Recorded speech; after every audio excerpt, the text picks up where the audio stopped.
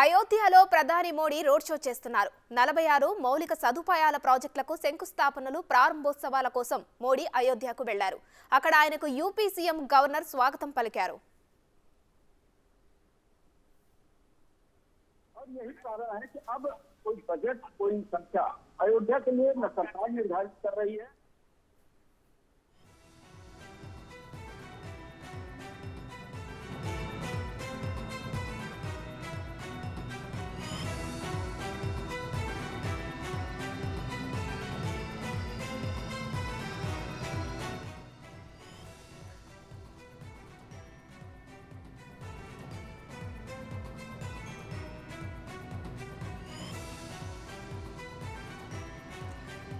అయోధ్యలో బాలరాముడి దివ్య మనోహర విగ్రహ ప్రాణ ప్రతిష్టకు కౌంట్ డౌన్ కొనసాగుతూనే ఉంది.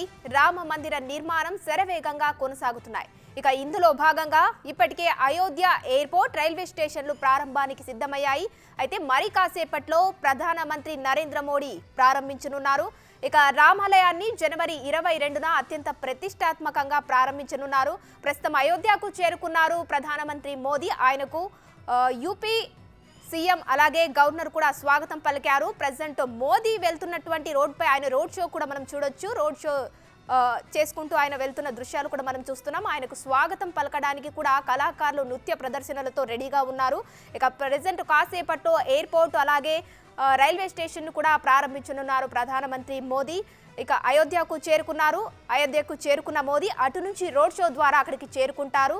అక్కడ కళాకారుల నృత్య ప్రదర్శన తర్వాత అనంతరం మోదీ ప్రసంగం ఉంటుంది. ప్రసంగం తర్వాత ఆయన ఈ రైల్వే స్టేషన్ ఎయిర్పోర్ట్ ప్రారంభోత్సవానికి శ్రీకారం చుట్టనున్నారు. ప్రజెంట్ అయితే మనం బిగ్ టీవీ స్క్రీన్ పై చూస్తున్న దృశ్యాలైతే ఆయన ప్రెజెంట్ కారులో వెళ్తున్న రోడ్ షో చేసుకుంటూ వెళ్తున్న దృశ్యాలైతే మనకు కనిపిస్తున్నాయి. కాసేపట్లో ఎయిర్పోర్ట్, రైల్వే స్టేషన్ను ఆయన ప్రారంభించనున్నారు. ఇక అదేవిధంగా అయితే అయోధ్యలో బాలరాముడి దివ్య మనోహర విగ్రహ ప్రాణ ప్రతిష్టకైతే కౌంట్ డౌన్ కొనసాగుతూనే ఉంది. ఇక రామ మందిర నిర్మాణం అయితే శరవేగంగా కొనసాగుతుంది. ఇందులో భాగంగా ఇప్పటికే అయోధ్య ఎయిర్పోర్ట్, రైల్వే స్టేషన్ల ప్రారంభానికి అయితే సిద్ధమయ్యాయి. ఇక ఈ ప్రారంభానికి సంబంధించి ప్రధాని మోడీ కూడా అయోధ్యకు చేరుకుంటూ ప్రజలకు అభివాదం చేస్తూ తన కారులో రోడ్ షో చేసుకుంటూ వెళ్తున్న దృశ్యాలు కూడా మనకు కనిపిస్తున్నాయి. మరి కాసేపట్లో ఎయిర్పోర్ట్, రైల్వే స్టేషన్ కూడా ప్రధానమంత్రి మోదీ ప్రారంభించనున్నారు. ఇక జనవరి 22న అత్యంత ప్రతిష్టాత్మకంగా రామాలయం ప్రారంభమైతే అవుతుంది. ఇక అయోధ్యలో అయితే ప్రధాని మోడీ ప్రజెంట్ తన పర్యటనను కొనసాగిస్తున్నారు. ఆయనకు యూపీ సీఎం అలాగే గవర్నర్ కూడా స్వాగతం పలికారు. అక్కడి ప్రజలకు కూడా ప్రధానమంత్రి మోదీ అభివాదం చేస్తూ వెళ్తున్న దృశ్యాలు కూడా మనకు కనిపిస్తున్నాయి. ఇక కాసేపట్లో ఎయిర్పోర్ట్, రైల్వే స్టేషన్ అయితే ప్రారంభించనున్నారు.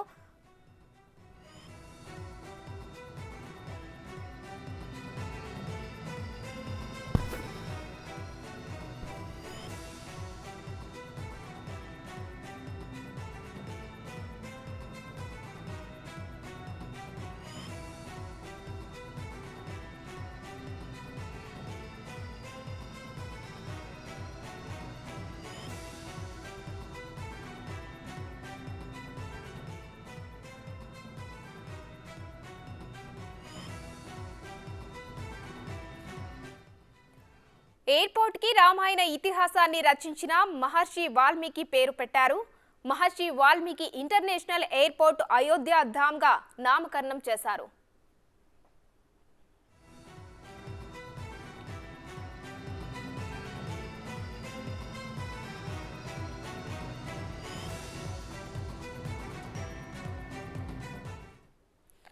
ఇక అయోధ్యలో ప్రధాని మోడీ రోడ్ షో చేస్తున్నారు. ప్రస్తుతం మనం దృశ్యాలు కూడా చేస్తున్నాము. తన కార్లో ఆయన ప్రజలకు అభివాదం చేస్తూ ఆయన రోడ్ షో చేస్తున్న దృశ్యాలు కూడా మనం చూసాము. అలాగే ఆయనకు యూపీ సీఎం గవర్నర్ కూడా స్వాగతం పలికారు. అలాగే మరి కాసేపట్లో ఎయిర్పోర్ట్కు అక్కడ అదేవిధంగా అయోధ్యలో ఎయిర్పోర్ట్ను అలాగే రైల్వే స్టేషన్ను కూడా ఆయన ప్రారంభించనున్నారు. దీనికి సంబంధించి అక్కడ ఏర్పాట్లు కూడా ఇప్పటికే రైల్వే స్టేషన్ దగ్గర కానీ ఎయిర్పోర్ట్ దగ్గర కానీ ఏర్పాట్లన్నీ పూర్తి అయ్యాయి. పూర్తి బందోబస్తు కూడా ఏర్పాటు చేశారు. ఎయిర్పోర్ట్ కానీ రైల్వే స్టేషన్లో కానీ ఎక్కడ చూసినా రాముడి చిత్రాలతో ఎయిర్పోర్ట్ కానీ రైల్వే స్టేషన్ కానీ కలకలలాడుతున్న దృశ్యాలు కూడా మనం క్లియర్గా చూస్తున్నాము బిగ్ టీవీ స్క్రీన్ పై. అలాగే కళాకారులు కూడా తమ నృత్యాలతో అక్కడ ప్రధాని మోడీకి స్వాగతం పలుకుతున్న దృశ్యాలు కూడా మనం చూస్తున్నాము. మరి కాసేపట్లో అక్కడ సాంస్కృతిక కార్యక్రమాలు కూడా నిర్వహించనున్నారు. ఆ కార్యక్రమాల అనంతరం ప్రధాని ప్రసంగించనున్నారు. అనంతరం ఎయిర్పోర్ట్ రైల్వే స్టేషన్ను ప్రారంభించనున్నారు. ఇక 22న ఈ రామ మందిరాన్ని ప్రారంభించనున్నారు. జనవరి 22న అత్యంత ప్రతిష్టాత్మకంగా ఈ రామాలయం అనేది ప్రారంభం కానుంది.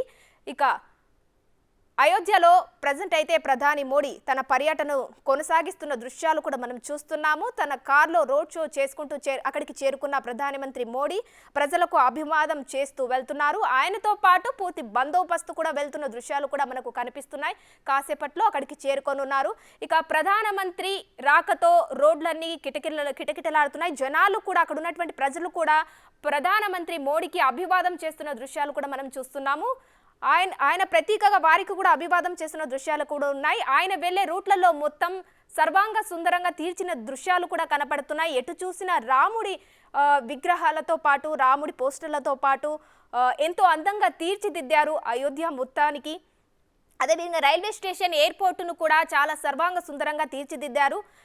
ఎటు చూసిన రాముడి లక్ష్మణుడి సీతా చిత్రాలతో పాటు పూలతో అలంకరించి మరి సర్వాంగ సుందరంగా అక్కడ అలంకరించిన దృశ్యాలు కూడా మనకు కనిపిస్తున్నాయి. ఇక మరి కాసేపట్లో ప్రధానమంత్రి అక్కడికి చేరుకొని ఎయిర్పోర్ట్ను రైల్వే స్టేషన్ను కూడా ప్రారంభించనున్నారు. అంతకుముందు అక్కడికి ఉన్నటువంటి కళాకారులు కూడా తమ నృత్యాలతో సాంస్కృతిక కార్యక్రమాలతో అక్కడ ఉన్నటువంటి ప్రజలను అలరింప చేసేటటువంటి సాంస్కృతిక కార్యక్రమాలు కూడా అక్కడ ఏర్పాటు చేశారు. ఇక ఎయిర్పోర్ట్ రైల్వే స్టేషన్ ప్రారంభోత్సవానికి విచ్చేసిన ప్రధానమంత్రి మోదీకి కూడా భారీ సెక్యూరిటీ కూడా ఏర్పాటు చేశారు. ఘన స్వాగతం కూడా లభించింది. అయోధ్య చేరుకున్న తర్వాత ప్రధానమంత్రి మోదీకి యూపీ సీఎం అలాగే గవర్నర్ కూడా స్వాగతం పలికారు. ఒకసారి మనం ఎయిర్పోర్ట్ కానీ రైల్వే స్టేషన్ కానీ చూసుకున్నట్టయితే ఎటు చూసినా జై శ్రీరామ్ అని అలాగే రాముడి చిత్రపటాలతో పాటు రాముడి సీత అలాగే లక్ష్మణుడి చిత్రపటాలతో పాటు ఎంతో సర్వాంగ సుందరంగా తీర్చిదిద్దిన దృశ్యాలు కూడా మనకు కనిపిస్తున్నాయి.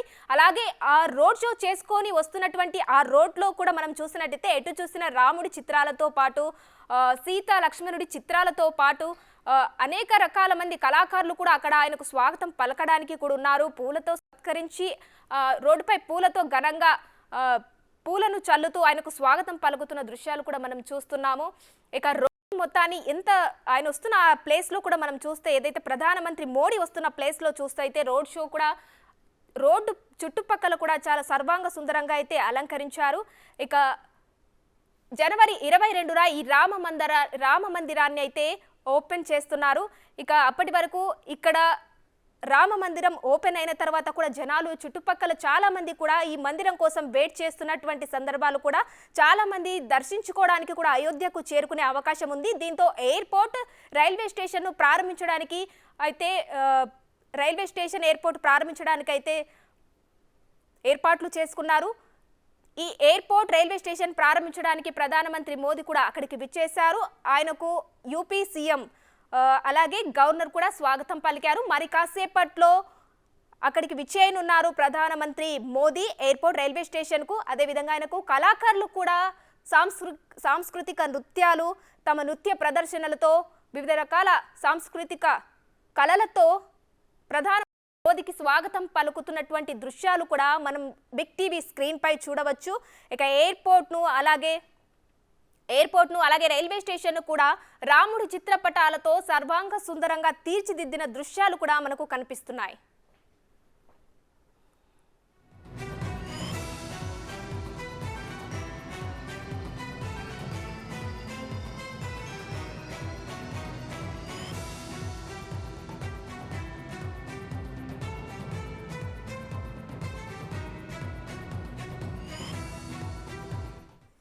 తండ్రి మాటను జవదాటని జగదాభిరాముడు నడయాడిన నేల మళ్ళీ ఆధ్యాత్మిక శోభ సంతరించుకుంటుంది.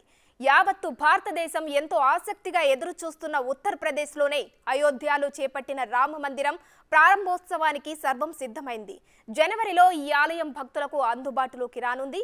ఇక 10 రోజుల పాటు జరిగే ప్రతిష్ఠ ఉత్సవాలు వచ్చే ఏడాది జనవరి 16న ప్రారంభమవుతాయి. ఆలయ గర్భగుడిలో రాముని విగ్రహ ప్రతిష్టను వచ్చే ఏడాదిలోనే నిర్వహించనున్నారు. జనవరి 22న మధ్యాహ్నం 12:20 మృగశిర నక్షత్రంలో అభిజిత్ ముహూర్తంలో అయోధ్య రామయ్య విగ్రహానికి ప్రధాని మోడీ చేతుల మీదుగా ప్రాణ ప్రతిష్ఠ జరగనుంది. లక్ష్మీకాంత్ మథురానాథ్ దీక్షిత్ అనే 86 ఏండ్ల పండితుని చేతుల మీదుగా ఈ కార్యక్రమం జరుగుతుంది.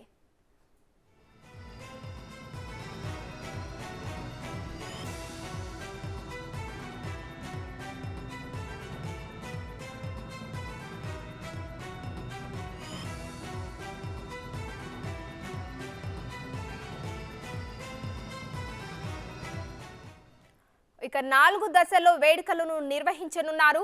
ప్రాణ ప్రతిష్టాపన కార్యక్రమానికి మొత్తం 7,000 మందిని ఆహ్వానిస్తున్నారు. ఈ మేరకు శ్రీరామ జన్మభూమి తీర్థక్షేత్ర ట్రస్ట్ పోస్ట్ ద్వారా అందరికీ ఆహ్వానాలు పంపుతున్నారు. పూజారులు, దాతలు సహా దేశంలోనే పలువురు సహా మొత్తం 7,000 మంది అతిథులకు ఆహ్వానాలు పంపుతున్నారు. దేశవ్యాప్తంగా ఉన్న పలువురు పూజారులు, సాధువులే కాదు, ప్రధాని మోడీ, ఉత్తరప్రదేశ్ ముఖ్యమంత్రి యోగి ఆదిత్యనాథ్, ఆర్ఎస్ఎస్ చీఫ్ మోహన్ భగవత్తో సహా రాజకీయ నాయకులు జనవరి 22న జరిగే వేడుకల్లో పాల్గొననున్నారు. ఇప్పటికే క్రికెటర్లు సచిన్ టెండూల్కర్, విరాట్ కోహ్లీ, వ్యాపారవేత్తలు ముఖేష్ అంబానీ, అదానీ, రతన్ టాటాకు కూడా ఆహ్వానాలు వెళ్లాయి. బాలీవుడ్ నటులు Amitabh Bachchan, Kangana Ranaut, Akshay Kumar, Deepika పడుకొనేకు invitation letters వెళ్లాయి.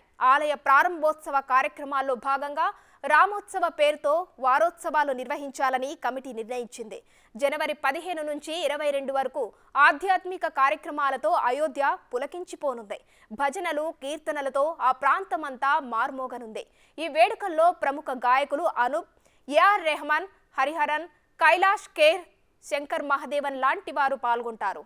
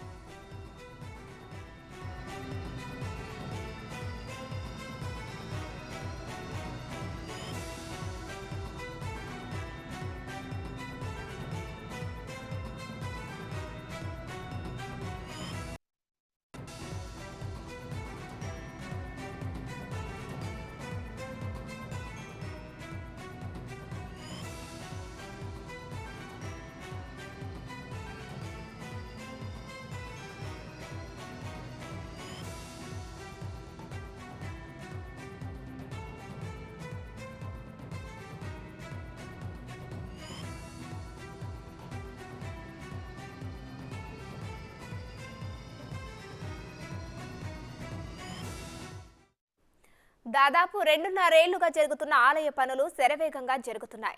December చివరి నాటికి ఫస్ట్ ఫేజ్ పనులు పూర్తి చేయడమే లక్ష్యంగా రాత్రింబవళ్లు వర్క్స్ కొనసాగుతున్నాయి. నగర స్టైల్లో ఆలయ నిర్మాణం జరుగుతుంది. ప్రధానంగా పింక్ స్టోన్ మార్బుల్స్ తో నిర్మిస్తున్నారు. ఆ రాయిని రాజస్థాన్లో మిర్జాపూర్, బన్సీ పహార్పూర్ నుంచి తెప్పించారు. 2 టన్నుల బరువుండే ఒక్కో రాయిని కట్ చేసి వినియోగిస్తున్నారు. 21 లక్షల క్యూబిక్ ఫీట్ల రాయి కోసం దాదాపుగా 17,000 గ్రానైట్ బండలను ఉపయోగించారు. ఆలయ ఆర్కిటెక్ట్ చంద్రకాంత్ భాయ్ సోంపురా నేతృత్వంలో పనులు జెట్ స్పీడ్లో జరుగుతున్నాయి. మొత్తంగా 71 ఎకరాల్లో టెంపుల్ కాంప్లెక్స్ ను నిర్మిస్తున్నారు. ప్రధాన ఆలయం మాత్రం 3 ఎకరాల్లో నిర్మాణం జరుగుతుంది. ఇక దాదాపుగా 1800 కోట్ల అంచనా వ్యయంతో పనులు జెట్ స్పీడ్లో జరుగుతున్నాయి. ప్రధాన ఆలయం పొడవు 380 ఫీట్లు, వెడల్పు 250 ఫీట్లు ఉండనుంది. ఇక గర్భాలయ గోపురం పొడవు 161 ఫీట్లుగా ఉంటుంది.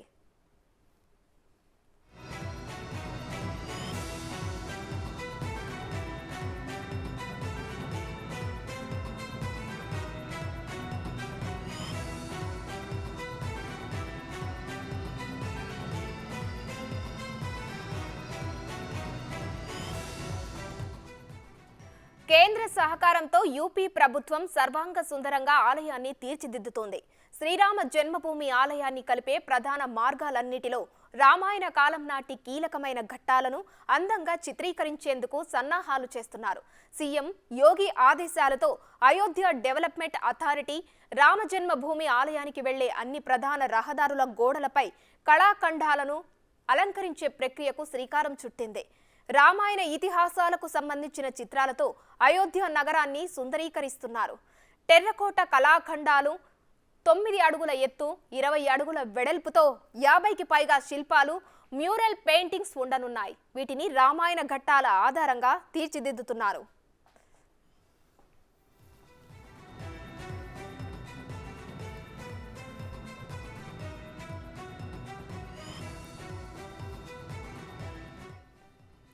ఇక ఆలయ నిర్మాణంలో ఎన్నో ప్రత్యేకతలు. ఈ నిర్మాణంలో స్టీల్ కానీ సాధారణ సిమెంట్ను వినియోగించలేదు. శంకుస్థాపన తర్వాత ఆలయ కమిటీ చెన్నై ఐఐటి ప్రతినిధులను సంప్రదించి పునాదులపై ప్రత్యేక శ్రద్ధ కనబరిచింది. అందులో భాగంగానే పునాదిలో వాడిన మట్టి బండగా మారే టెక్నాలజీని వినియోగించారు. అలా దాదాపుగా 47 లేయర్ల వరకు ఫౌండేషన్ వర్క్స్ జరిగినట్టు తెలుస్తుంది. దీనివల్ల ఆలయానికి మరో 1000 ఏండ్ల వరకు ఎలాంటి రిపేర్లు రావని చెబుతున్నారు. పైగా 6.5 తీవ్రతతో భూకంపం వచ్చినా ఇంచు కూడా చెక్కు చెదరని స్పష్టం చేస్తున్నారు.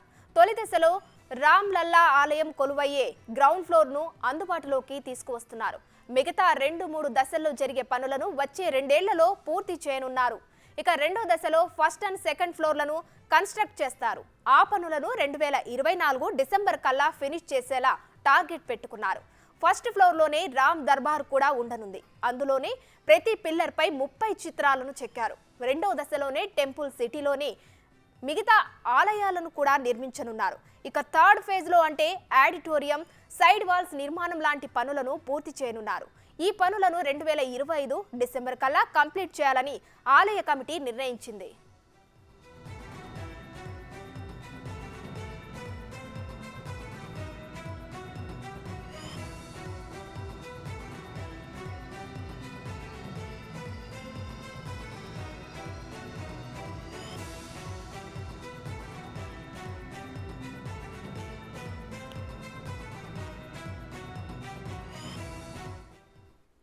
మొత్తంగా 5 ఏళ్ల బాలుని రూపంలో ఉండే 3 రాముడి విగ్రహాలను తయారు చేయిస్తున్నారు.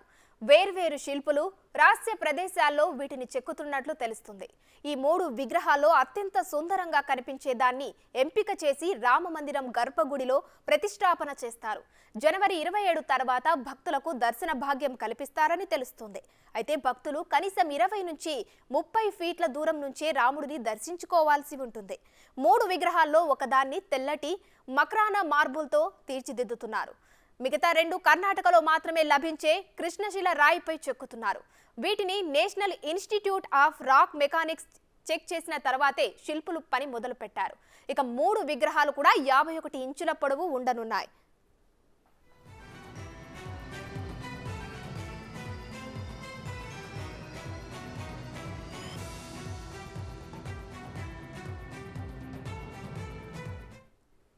అయోధ్య రామ మందిర ప్రారంభోత్సవానికి సమయం దగ్గర పడుతుండడం వల్ల ఆ ప్రాంతంలోనే పురాతన ఆలయాలు, చెరువులు, మఠాలను సర్వాంగ సుందరంగా తీర్చిదిద్దుతున్నారు.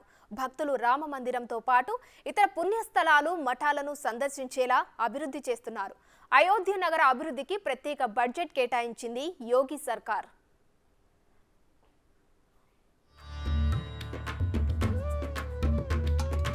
ప్రపంచ ఆధ్యాత్మిక కేంద్రంగా అయోధ్య.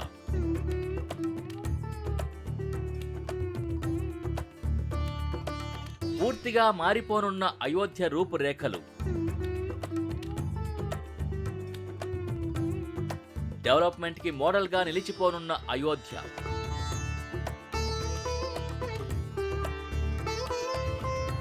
రామమందిరం నిర్మాణంతో అయోధ్య రూపురేఖలు మారిపోనున్నాయి.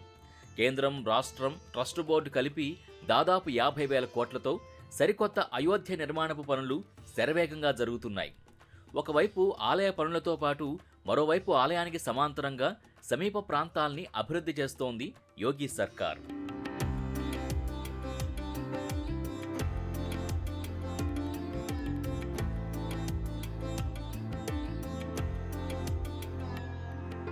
అయోధ్యలో రామమందిర నిర్మాణ పనులు శరవేగంగా జరుగుతున్నాయి.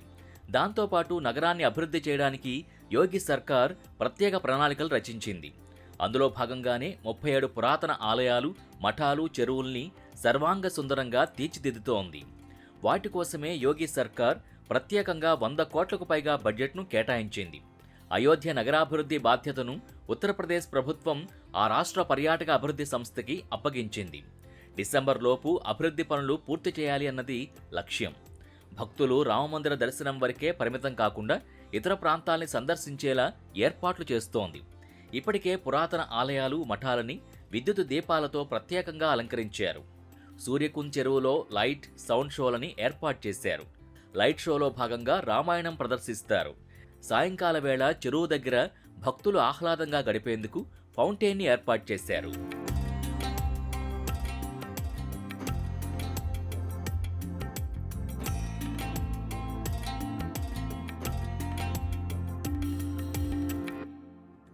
$3,000 కోట్లతో గ్రీన్ఫీల్డ్ టౌన్షిప్స్ నిర్మాణానికి పూనుకుంది యోగి సర్కార్. లక్నో గోరఖ్పూర్ నేషనల్ హైవేకు సమీపంలో దాదాపు 1407 ఎకరాల్లో రెసిడెన్షియల్, కమర్షియల్ ప్లాట్లను డెవలప్ చేస్తోంది. అందులోనే ఆశ్రమాలు, హోటల్స్, రిసార్ట్స్ నిర్మించనుంది.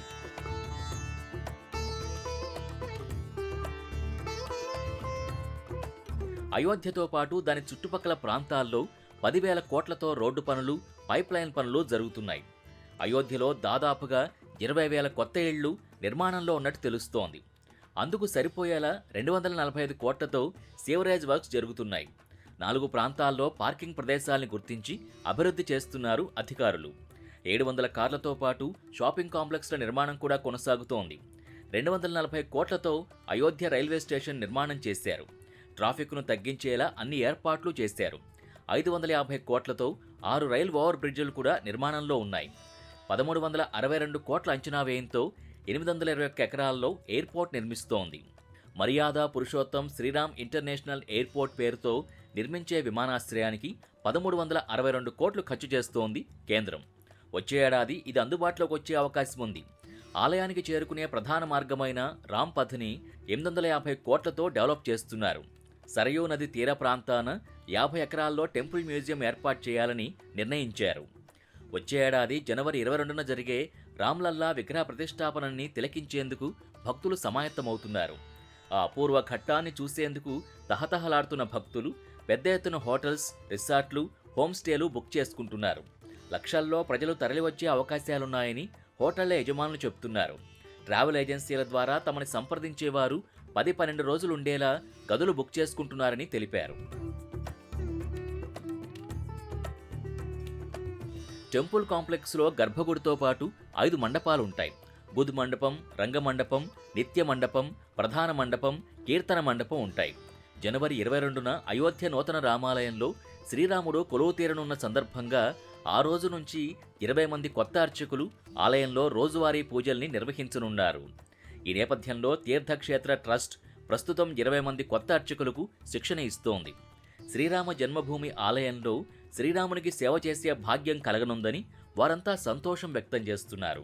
इनकी गुणतम जानकारियां, भगवान राम की उपासना, पूजा, गुणतम उपासना, राजोपचार पूजन इत्यादि का प्रशिक्षण हम लोगों को यहाँ पे दिया जाएगा. प्रशिक्षण हो रहा था, जब इंटरव्यू हो रहा था तो यहीं प्रार्थना था भगवान से कि ये जो इंटरव्यू है मेरा सफल हो और मैं आपके शरण में आऊँ और प्रशिक्षण कर कर भी मैं प्रभु राम जी की सेवा में अनंत भाव से अपने जब तक जीवन है तब तक प्रभु राम के शरणों में रहूं. जब माता पिता को सबको छोड़ करके, क्योंकि मेरी संत परंपरा से हमारी दीक्षा ग्रहण हुआ है और घर परिवार को छोड़ करके मैं अवध में निवास किया, तो रामलला का सबसे प्रथम था कि दर्शन तब करूंगा जब रामलला का भव्य दिव्य मंदिर बनेगा. और हमारा सौभाग्य अति है कि 2009 से और आज मुझे प्रशिक्षक के रूप में आगे ठाकुर जी की या ट्रस्ट की जैसी बात होगी तो बहुत आनंद की बात है और बहुत हर्ष की बात है. मैं महंत पद पे भी हूँ, लेकिन सब कुछ छोड़ करके एक ही अभिलाषा है कि रामलला का सेवा करने का सौभाग्य मिले. ये हमारे जीवन का प्रथम और संत का ये उद्देश्य होना भी चाहिए. मैं सियाराम किला के पास में रहता हूँ.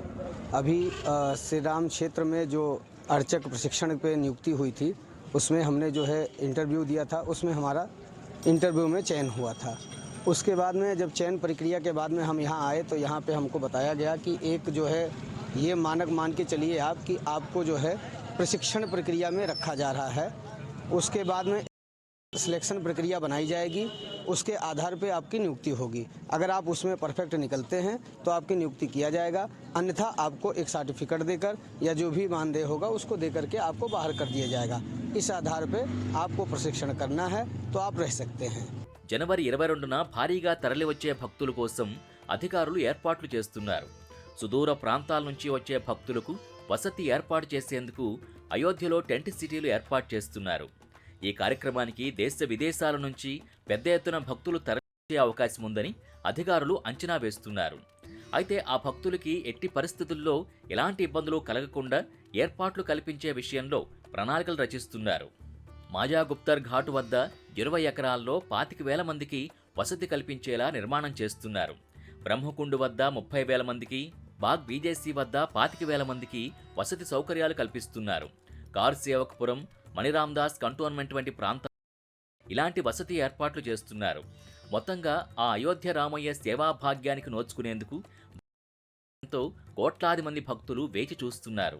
वहाँ पे कुल 30 टेंट की सिटी बनी है और उसमें 60 लोगों के रुकने का एकोमोडेशन है। उसमें एक वर्ल्ड क्लास रेस्टोरेंट बनाया गया है और उसमें सारे जो वेजिटेरियन खाना जो यहाँ के हिसाब से होगा वो सब सर्व किया जाएगा। और सिटी में टेंट सिटी का प्रयास इसलिए था कि हम लोग चाहते थे कि जल्दी से हम कोई स्थान इस तरह का बना सकें, बिकॉज नया होटल बनने में जो जेस्टेशन पीरियड है वो ज़्यादा है।